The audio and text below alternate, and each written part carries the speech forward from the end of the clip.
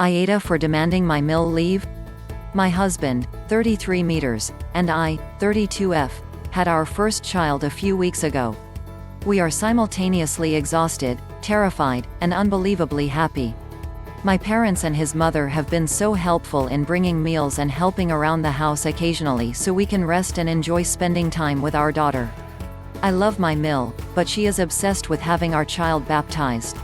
She doesn't go to mass ever, so I don't get why she's so adamant about it.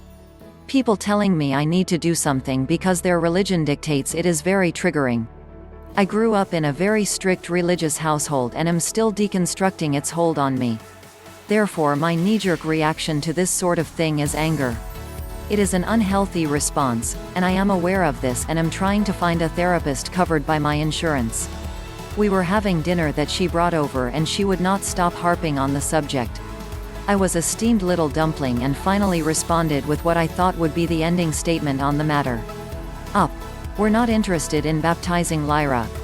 If she expresses interest in church when she is older, I'll gladly take her. But until she's sentient enough to form her own opinions about it, we're not participating. That's our decision and we're sticking by it. Mill, what if you fall with her in your arms during one of your episodes? You think she'll get into heaven then if she's not baptized? By episode, she means seizure. I am epileptic and have grand mal seizures, which means I have the really fun dramatic ones where I collapse and convulse for around 30 seconds. I told her months ago in an emotional moment that I had nightmares about having a seizure and dropping my daughter or falling on her. This for me was the final straw. Believe me when I say I wanted to dive over the table. I took some deep breaths while my husband responded to her. I don't even know what he said.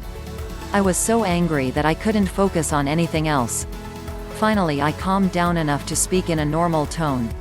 How dare you try to weaponize my fear and manipulate me like that? Get out and do not come back until you can respect our boundaries. Both H and Mill looked taken aback.